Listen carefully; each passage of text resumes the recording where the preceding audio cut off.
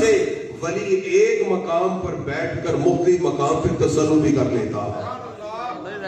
گرامی حضرات یاد رکھیے گا، خالق کائنات نے مخلوق کو اپنی صفات کا مظہر بنایا۔ یہ جملہ اور یہ مقام بڑا غور طلب ہوگا اگر آپ توجہ فرمائیے۔ مخلوق کس طرح اللہ کی صفات کی مظہر بنتی ہے؟ یاد رکھیے تفسیر کبیر میں علامہ فخر الدین رازی رحمۃ اللہ تعالیٰ نے اس کو بڑے خوبصورت پیرائے میں ذکر کرتے ہیں۔ اس آیت کے ضمن میں جہاں حضرت موسیٰ علیہ السلام کو جب نبوت سے نوازا گیا، حضرت موسیٰ علیہ السلام سردی کے موسم میں مدین سے مصر کی طرف آ رہے تھے، ان کی زوجہ ان کے ہمراہ ہے، ٹھنڈی رات ہے، آپ نے تھوڑی سی آگ دیکھی، ایک روشنی دیکھی، آپ نے جنگل میں اپنی زوجہ سے کہا ٹھہریے، اور اس کے قریب پہنچ گئے۔ جس وقت آپ اس کے قریب پہنچے تو آواز آئی، اے موسیٰ فخلع نعلیک، اپنے نالین اور جوتے اتار دیجئے، انک بالوادی المقدس طویٰ، آپ پاک وادی طویٰ میں جلوہ فرما ہے۔ موسیٰ علیہ السلام نے اپنے نالین اتارے اور اس وادی میں آگے بڑھے تو دیکھا ایک درخت ہے، ایک شجرہ مبارکہ ہے، اس درخت کے دائیں طرف بھی انوار و تجلیات کی بارش ہے، بائیں طرف بھی انوار و تجلیات کی بارش ہے۔ جب آپ اس درخت کے قریب پہنچے تو آواز آئی، اَيَّا موسیٰ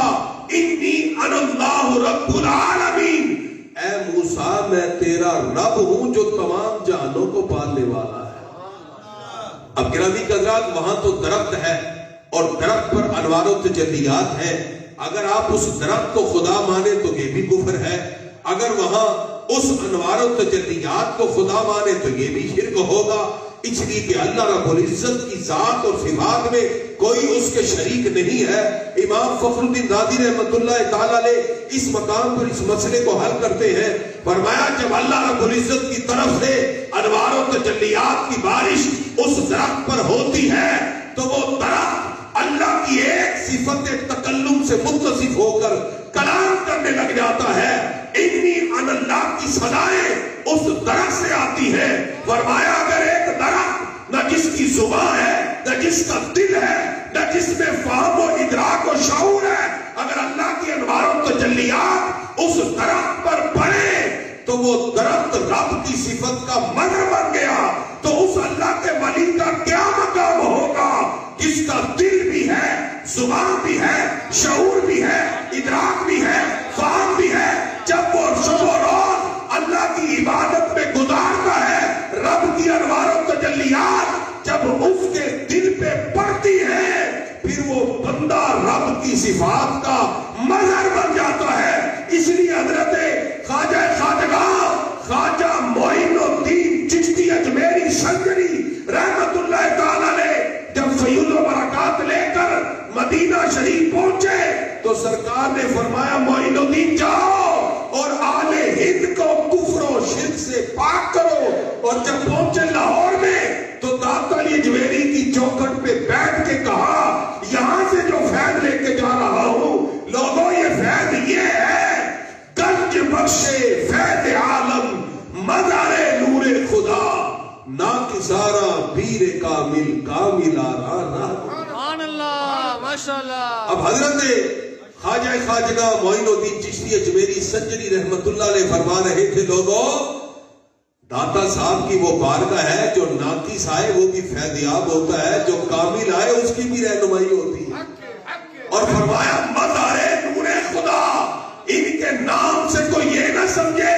کہ یہ ذاتی طور پہ دینے والے ہیں، فرمایا مدار نور خدا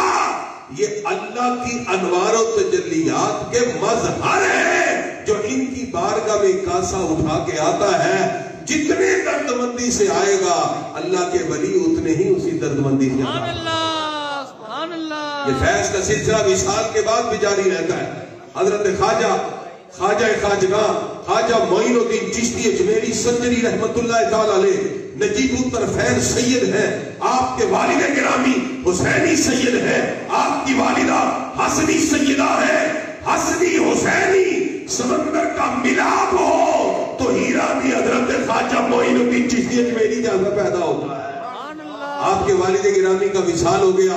آپ کو وراثت میں پن چکی ملتی ہے، ایک باغ ملتا ہے۔ حضرت ابراہیم قندوزی رحمت اللہ تعالیٰ علیہ ان کے باغ میں تشریف لائے، آپ نے انگوروں کا گچھا پیش کیا، ادب سے بیٹھ گئے، پتہ چلا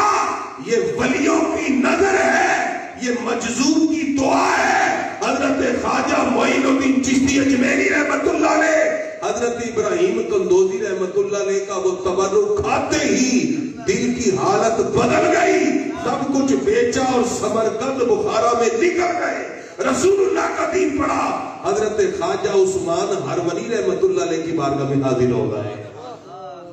یہ شیخ کامل تھے۔ حضرت خواجہ عثمان ہرونی رحمت اللہ علیہ سورہ اخلاص کا جب مجاہدہ کروایا اور ایک ہی جست میں حضرت خواجہ پاک کو یہ ساری منازل طے کروائی، خواجہ صاحب فرماتے ہیں میں نے سر اٹھایا تو عرش اعظم تک دیکھ رہا تھا، جب سر جھکایا تو تحت الثری تک دیکھ رہا تھا۔ پتہ چلا اولیاء کی بارگاہ میں وہ فیض ہوتا ہے جو ایک دن اور رات کے مجاہدے سے عرش اعظم تک نظر کو پہنچا دیتے ہیں۔ حضرت خواجہ معین الدین چشتی اجمیری سنجری رحمت اللہ تعالیٰ علیہ ظاہری اور باطنی فیض و برکات سے مستفید و مستنیر ہونے کے بعد پھر اپنے گھر سے استاد میں آئے، پھر مدینہ شریف میں حاضری دی، پھر سرکار کے حکم پر جب اہل ہند میں یہاں پہنچے، سرکار نے فرمایا جاؤ اہل ہند کفر و شرک میں مبتلا ہے، اور آپ نے اجمیر میں بیٹھ کر جب ڈیرا لگایا پھر آپ کا حال یہ تھا، ہندو ہیں، غیر مسلم ہیں، مشرک ہیں، جو بھی آپ کی بارگاہ میں آتا ہے آپ کے نور کا جلال دیکھتا ہے اور آپ کا وہ خوبصورت روحانی تصرف دیکھتا ہے، رب قدوس اسے ایمان کی توفیق عطا فرما دیتا ہے۔ چونکہ اس وقت ہندو بچن پڑھتے تھے اپنے اپنے انداز میں، تو خواجہ صاحب نے ان کا جو یہ انداز ہندو کا بھجن پڑھنے کا تھا، آپ نے فرمایا ہم عارفانہ کلام اس انداز میں پڑھیں گے۔ اب آپ نے اس وقت سے پھر یہ قوالی کا آغاز ہوا، آپ نے وہ عارفانہ کلام ایک مخصوص انداز میں پڑھنے کے حوالے سے ترغیب دلائی۔ جب لوگ ہندوؤں کے بھجن چھوڑ کر خواجہ صاحب کی محفل میں سننے کے لیے آئے، وہ عارفانہ کلام ان کے دل پہ ایسے اثر کرتا کہ 90 لاکھ ہندوؤں کو کلمہ پڑھا کے مسلمان۔ اللہ، نعرہ تکبیر، نعرہ رسالت، نعرہ تحقیق، نعرہ حیدری۔ خواجہ غریب نواز زندہ، آپ کو اللہ رب العزت نے یہ مقام عطا کیا۔ یہ پھر سلسلہ جو حضرت خواجہ عثمان ہرونی رحمت اللہ تعالیٰ علیہ کی روحانی فیض و برکات سے چلا، اور پھر خواجہ معین الدین چشتی اجمیری رحمت اللہ علیہ اس برِ صغیر میں آپ کو چشتیوں کا رنگ اس لیے غالب دکھائی دیتا ہے کہ یہ خواجہ صاحب کی وہ نظر ہے۔ پھر اجمیر سے یہ فیض چلتا ہوا خواجہ قطب الدین بختیار کاکی رحمت اللہ علیہ تک پہنچتا ہے، پھر چلتے ہوئے جب پاک پتن میں حضرت بابا فرید الدین مسعود گنج شکر رحمت اللہ علیہ کی بارگاہ میں پہنچا، وہ اس مقام پر فائد ہوئے کہ آلِ چشت ہے لیکن داتا صاحب کی چوکھٹ میں ادب سے حاضری بھی پیش کرتے ہیں۔ اللہ تعالیٰ نے وہ مقام عطا کیا کہ فجر کی نماز کے بعد حضرت بابا صاحب بیٹھ کر لوگوں سے گفتگو کر رہے، چڑیاں چوں چوں کی جا رہی۔ آپ نے کہا اگر کہے نا فرید تو یہ ساری مر جائے، وہ ساری گر گئی۔ آپ نے فرمایا اگر فرید کہے تو زندہ بھی ہو جائے، ابھی کہا نہیں وہ زندہ بھی ہو گئی۔ تو کسی نے پوچھا کہ یہ خیر ہے آپ ابھی کہتے نہیں ہیں، اللہ تعالیٰ آپ کی ہر بات کو پورا کر دیتا ہے، پر میں 40 سال سے فرید نے رب کی موڑی نہیں، اب رب فرید کی موڑتا ہی نہیں۔ گرامی قدرات، پھر خواجہ نظام الدین اولیاء ہوں، یہ سارے کا سارا فیض آپ کو جو چشتیوں کا نظر آ رہا ہے، اللہ رب العزت نے اس برِ صغیر میں حضرت